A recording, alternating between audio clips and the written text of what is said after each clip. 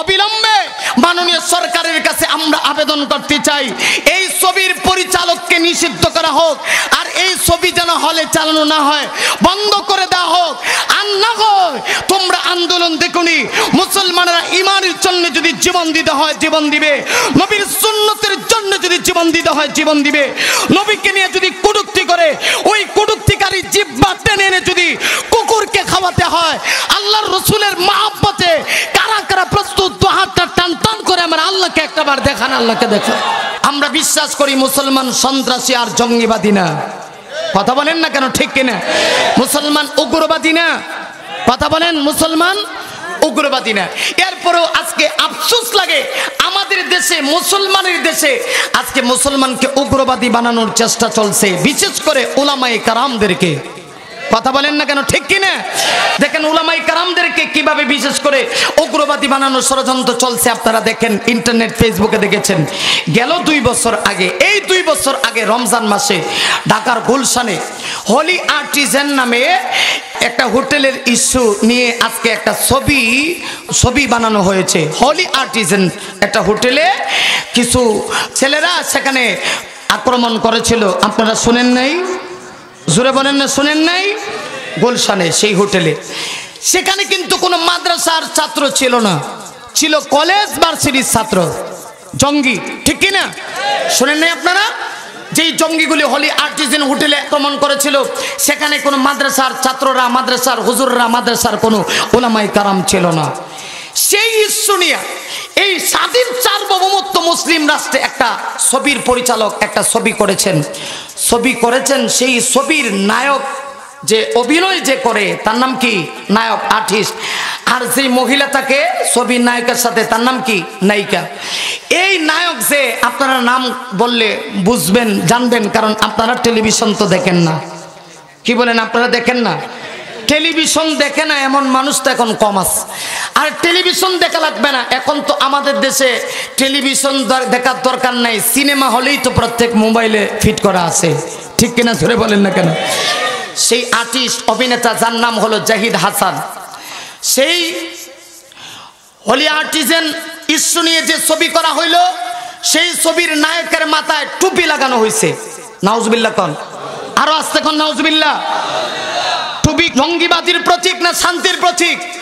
সবাই বলতে হবে, টুপি কি জঙ্গিবাদীর প্রতীক না শান্তির প্রতীক? শান্তির প্রতীক।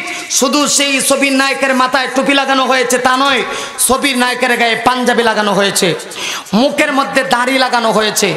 আর ছবির যে নায়িকা অভিনেত্রী তার নাম নাকি তিশা, আপনারা খুব ভালো করে জানেন, নাটকের অভিনেত্রী। যুবক ভাইরা কথা বলে না কেন? তার গায়ে হিজাব পরানো হয়েছে, বোরকা পরানো হয়েছে। এই নায়ক নায়িকাকে একজন আলেম আর বুজুর্গ ভাব ধরিয়া ওরা যেই কথাটা বোঝাতে চায় এই ছবির মাধ্যমে, যে হুজুররা সন্ত্রাসীর সঙ্গে সম্পৃক্ত থাকে, জঙ্গিবাদীর সঙ্গে সম্পৃক্ত থাকে, এরা হুজুরদের লেবাসের উপরে টাচ করে, এরা ইসলামকে কটূক্তি করে, ওরা আজকে সমাজের মাধ্যমে হুজুরদেরকে ওরা নষ্ট করতে চায়, ওরা আল্লাহর রসুলের সুন্নতকে নিয়ে ওরা কটূক্তি শুরু করে দিয়েছে। আমরা স্পষ্ট ভাষায় বলতে চাই, তোমরা জানো না এদেশের মানুষ কেমন ভাবে আল্লাহর নবীকে পছন্দ করে। আমার নবীর টুপি এবং দাড়িকে নিয়ে যদি তোমরা কটূক্তি করো, খোদার কসম, এই দেশের স্বাধীনতার জন্য একটা যুদ্ধ হয়েছে, আমার নবীর ইজ্জত টিকানোর জন্য আবার যদি স্বাধীন সার্বভৌমত্ব রাষ্ট্রে আবার নতুন মুক্তিযুদ্ধ তৈরি হয়, আল্লাহর কসম বাংলার 16 কোটি জনতা সেই মুক্তিযুদ্ধে অংশগ্রহণ করতে প্রস্তুত, ঠিক কিনা জোরে বলুন। কারণ নবীর দাড়িকে নিয়ে, টুপিকে নিয়ে তোমরা কটূক্তি করবে, আমরা মানতে পারি না। নাটক করো, এটা তোমাদের ব্যাপার, কইরা জাহান্নামে যাও, ঠিক কিনা? জোরে বলেন না কেন, ঠিক কিনা? নাটক করে তোমরা জাহান্নামে চলে যাও, এটা তোমাদের ব্যাপার। কিন্তু নাটকে হুজুরদেরকে তোমরা সমাজের মধ্যে জঙ্গিবাদী বানাতে চাও, রসুলের দাড়িকে নিয়ে তোমরা কটূক্তি করতে চাও, রসুলের পোশাককে নিয়ে তোমরা কটূক্তি করতে চাও, বাংলার মুসলমান সেটা মানতে পারে না। আমরা স্পষ্ট ভাষায় আজকের মাহফিল থেকে বলতে চাই, এখানেও একটা মিডিয়া রয়েছে, ওদের আবার হলুদ মিডিয়া আছে। আরে তোমাদের মিডিয়াও থাকতে পারে, আমাদের মিডিয়া আছে।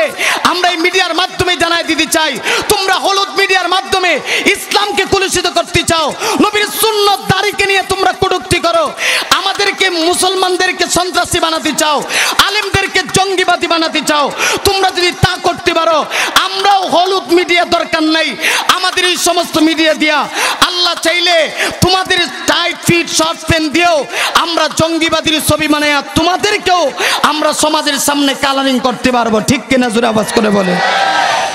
এই জন্য সজাগ থাকতে হবে। নবীর সুন্নত নিয়ে যদি কেউ কটূক্তি করে আমি সেটা বরদাস্ত করতে পারবো না। ঠিক কিনা জোরে বলেন, আরো জোরে বলতে হবে ঠিক কিনা। রসুলের দাড়ি নিয়ে যদি কেউ কটূক্তি করে আমি সেটা বরদাস্ত করতে পারবো না। অতএব অবিলম্বে মাননীয় সরকারের কাছে আমরা আবেদন করতে চাই, এই ছবির পরিচালককে নিষিদ্ধ করা হোক, আর এই ছবি যেন হলে চালানো না হয়, বন্ধ করে দেওয়া হোক। আর না হয় তোমরা আন্দোলন দেখুনি, মুসলমানরা ইমানের জন্য যদি জীবন দিতে হয় জীবন দিবে, নবীর সুন্নতের জন্য যদি জীবন দিতে হয় জীবন দিবে। নবীকে নিয়ে যদি কটূক্তি করে ওই কটূক্তিকারী জিহ্বা টেনে এনে যদি কুকুরকে খাওয়াতে হয়, আল্লাহর রসুলের মহব্বতে কারা কারা প্রস্তুত? দু হাতটা টান টান করে আমার আল্লাহকে একটাবার দেখান, আল্লাহকে দেখান।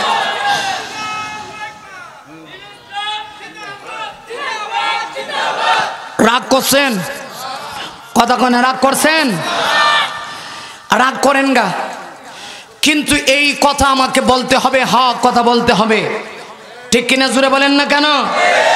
এই কথাগুলি বলার দরকার আছে কিনা নাই?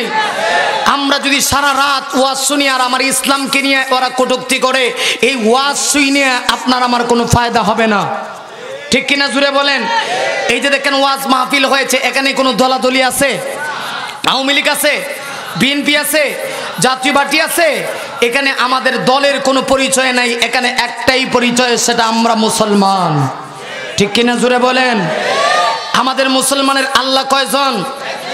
মুসলমানের কোরআন কয়টা? বিশ্বনবী কয়জন?